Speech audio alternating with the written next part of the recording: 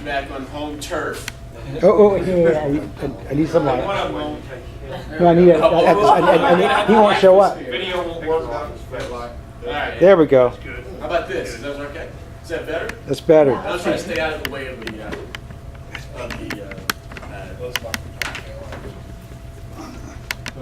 projector. Okay, the start of a new presentation that every once in a while that I'm bringing around to the same collection of saints and patriots that still have an immense amount of interest in Texas specifically. At Raging Elephants Radio, we try very, very hard. I personally, as the CEO, try very, very hard to get the staff just to focus on what we specialize in, and that's Texas. Texas news, information, commentary, information. There's just a dearth of it. You would think that there would be an enormous amount of information about Texas and Texas governance and what's going on, and the fact of the matter is there simply is not enough media organizations to cover all the news that's happening in a state, if you will, a former republic of nearly 27 million people and a top 10 GDP economy on the planet. The same problems that you have outside of the state of Texas, well, including Texas, as far as media is concerned, you still have the same problems inside of Texas.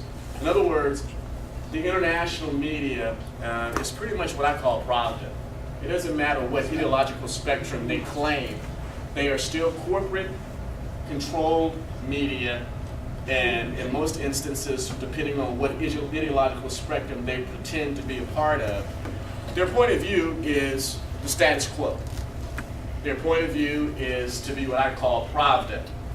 Their point of view is to essentially be an extension of the press shop of the establishment, and it's no different here in Texas. It's no different here in the Golden Triangle. It's no different here with the Bowman Enterprise. That's true. Okay? It's the same. The Bowman Enterprise is a Hearst newspaper. That's in the same family as the San Antonio News Express, the Dallas Morning News, the Fort Worth Star Telegram, the Corpus Christi Caller, the El Paso Times, the Bowman Enterprise, and other leftist newspapers in other states like out in San Francisco and California. It's still the same Hearst newspaper's leftist point of view. And that's what dominates mainstream media, even here in Texas. So the uniqueness of Raging Elephants Radio and our attempt to expand is that we openly disclose that we're biased, because there's no such thing as unbiased media. Hear, hear. We openly claim we are biased. We look at every news, what we consider to be newsworthy item, from a liberty perspective. That's the lens that we look at, from a liberty perspective. And we believe that if media is going to be biased, that's the bias that it should exhibit. Letting the people know how their liberty is being robbed, where it's being robbed, when, why, by who, what's being robbed. When there's good news on the liberty front, we should be extolling that as well. We should be exposing the bad guys that are instruments of tyranny, which is the opposite, the antonym of liberty. And we should give them attaboys and attagirls when there are those who have taken the oath of office and they have acted in a way that openly demonstrates a prejudice towards Texas first and Texans first types of policies, with their compass pointed towards liberty. And so as far as us as a media organization is concerned, very unique, very seminal, the way we deliver the content, how we're expanding. It's never been done before. It certainly has never been done before in Texas, where you have a media organization, an independent media organization, multiple platforms, that is attempting to grow it into a major media corporation and do business primarily only inside of Texas, and focus nearly 95% of its content creation, at least in the news, commentary, and opinion side, on what happens in Texas. As the founder, president, and CEO of Raging Elephants Radio, and being liberty biased, I'm trying to create a culture within the corporation that is just that, a liberating culture in everything that we do, even when it comes down to our sales, our promotions, our marketing. And what we present on the air with our broadcast activists, we want them to have an immense amount of liberty. Although we're railing against tyranny from the political realm and how it just inundates our society and our population, as far as our corporate culture is concerned, top of the pyramid, I don't want that hypocrisy within the corporation. I want it to be a corporation where liberty is recognizable to any independent contractor or any independent employee of the company. I want to have liberty. And so when you turn on the Raging Elephants Radio, what you're going to find is the opinions of the broadcast activists may vary. Because I'm not giving them talking points from the top.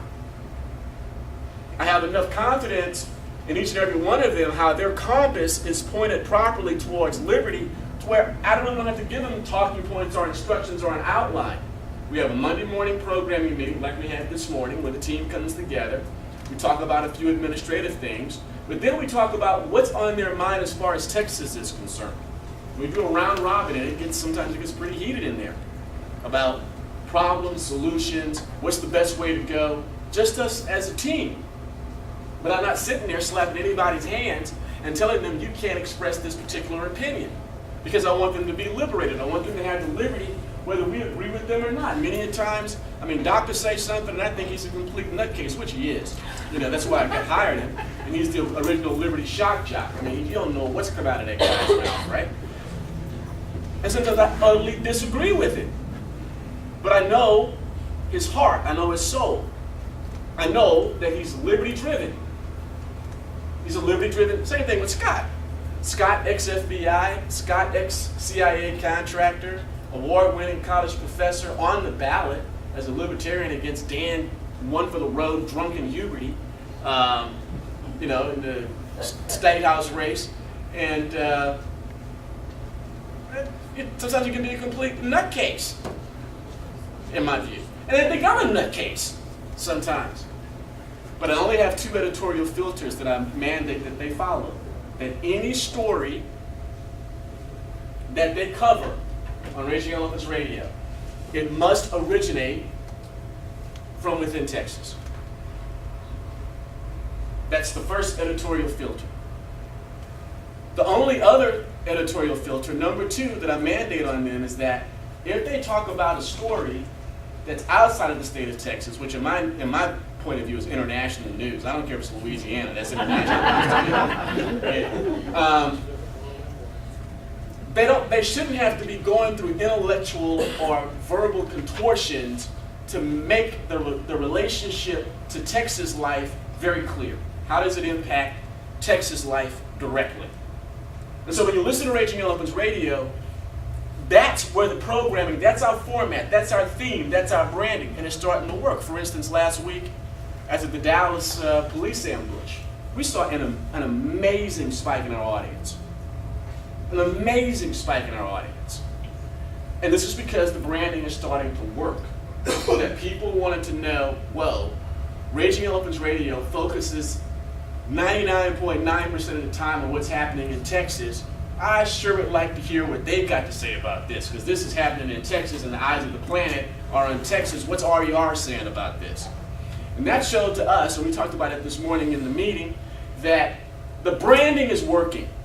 That us hanging tough for the last 2.5 years, 3 years in September, will be up and, that we've been in existence, just 3 years. And the branding's working. The people are understanding, if I want to know what's going on without Texas, I got to turn Rush off. I got to turn Sean off. I got to turn Laura and Glenn off. And I got to turn on Raging Elephants Radio. If I want to know what's happening in Texas, if I want to know what's happening in Austin, if I want to know what's happening in the Pink Dome. Because whatever Rush is talking about, I guarantee you I can talk about it. Any one of us on RER can talk about it. We can offer a salient, reasonable, reasoned out position on whatever Rush is talking about, whatever Sean's talking about, whatever Laura or Hewitt is talking about. I guarantee you my IQ will allow me to address it in some sort of salient way, reasonable way. they can't talk about a doggone thing happening in Texas. Not one thing. They have no idea about the issues that Texas is facing. And I've said it before on the air, and I'll say it to you again here today. We can send the entire Texas congressional delegation to Washington, Devil City, and they could all be the ilk of Ted Cruz, and nothing's going to change. And there's nothing you can do about it. Because you can't do about who gets elected in California. You can't do anything about who gets elected in Illinois, Massachusetts, New York, Florida. You can't do a doggone thing about it. You have to rely on them. You have to rely on Oregonians to protect your Jesus-given liberties, and there are other atheists out there. They worship trees. You can do something about those when you're voting for fellow Texas citizens that are going to serve here in Texas. And that's why we focus so intently on what goes on in Austin. Because the defense of liberty, like my teammate George Rodriguez always likes to say, or El Conservador, the defense of liberty begins in your own backyard. And the vast majority of you spend way too much time focusing on national and international mess. Meanwhile, you're getting plundered by your very own neighbors. Your very own fellow Texans are robbing you just as stiffly as Washington, Devil City. And the problem is, you don't know about it.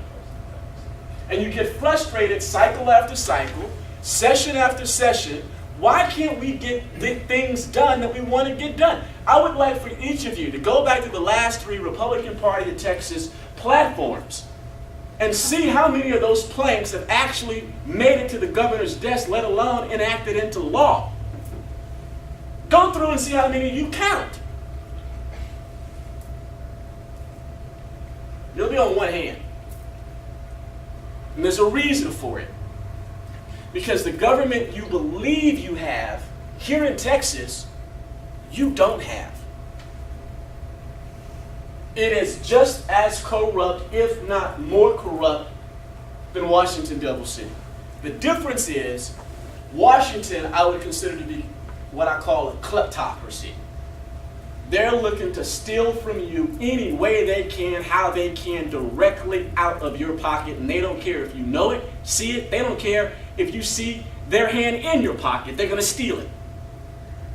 They're looking consistently for a way to steal the fruits of your labor, any way possible. Number one target, kleptocracy. And that's on the Democratic side and the Republican side. Republicans do it a little bit more surreptitiously. And so it is here in Texas. It's not necessarily a kleptocracy. It's what we call a plutocracy. Kleptocracy, they're trying to steal from you any which way they can. No matter how, they're trying to steal from you, period. That's what's going on in Washington. And people are fed up and tired. But what you have in Texas is a plutocracy. Welcome to the plutocracy of Texas. It's not a representative republic. It's not an oasis of liberty.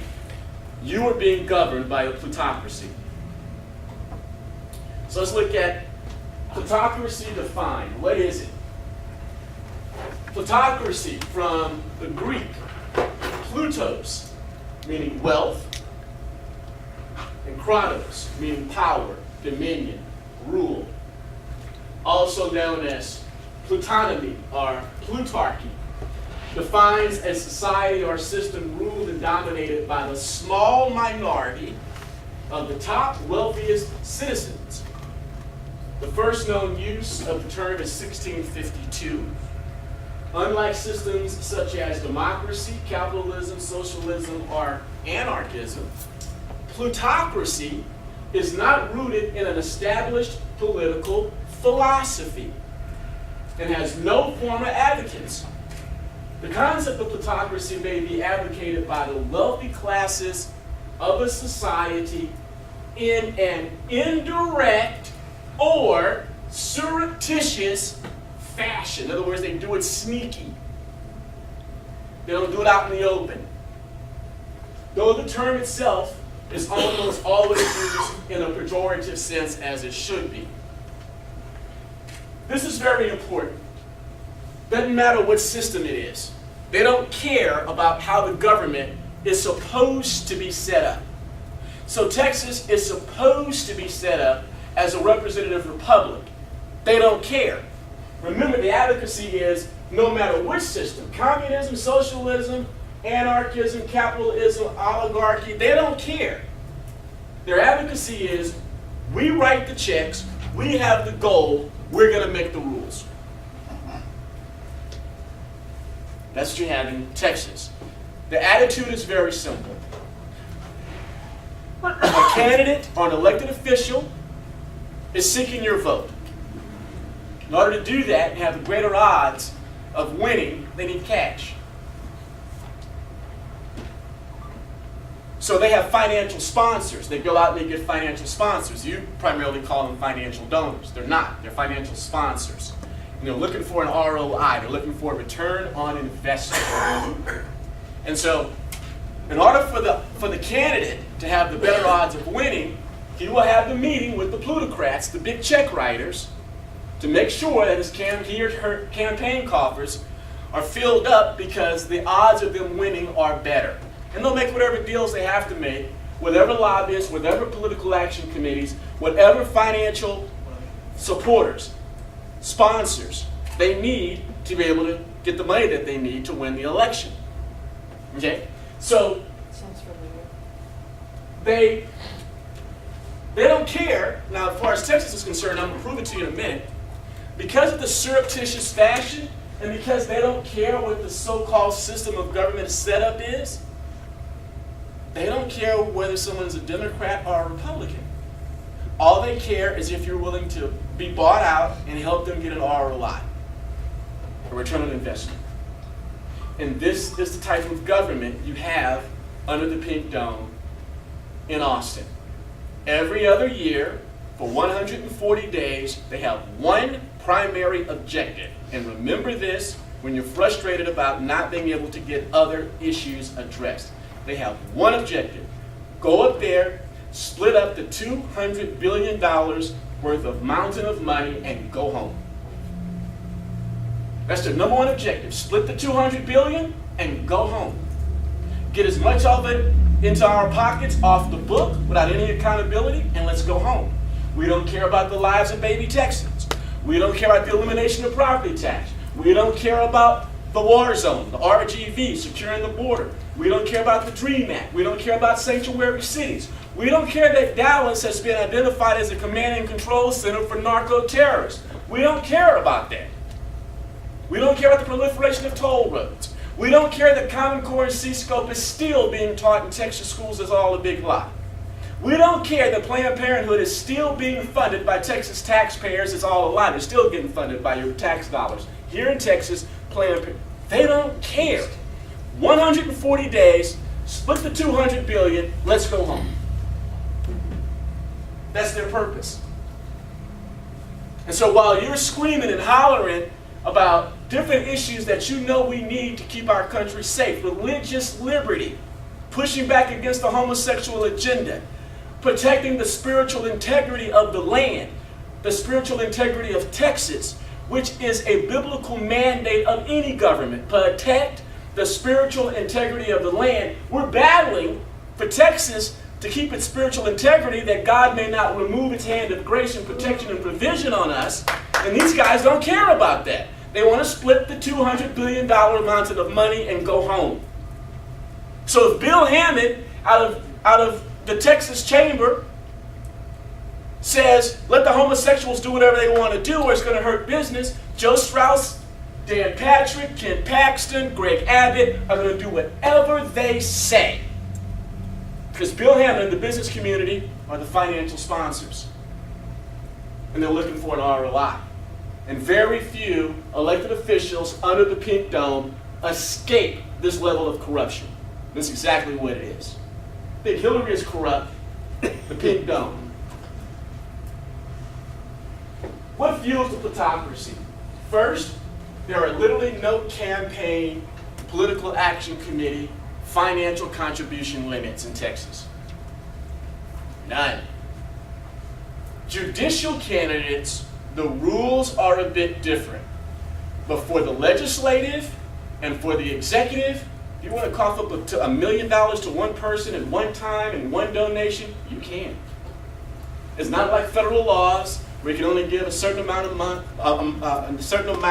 in a certain election cycle, then you give a little bit more in another election cycle, and then a household can only max out to so much. Not in Texas. In fact, there's very few time spaces in the Texas calendar where financial donations are not allowed to be taken.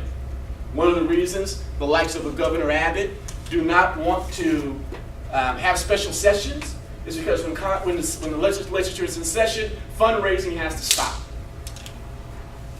So whenever there's in session, they can't raise money.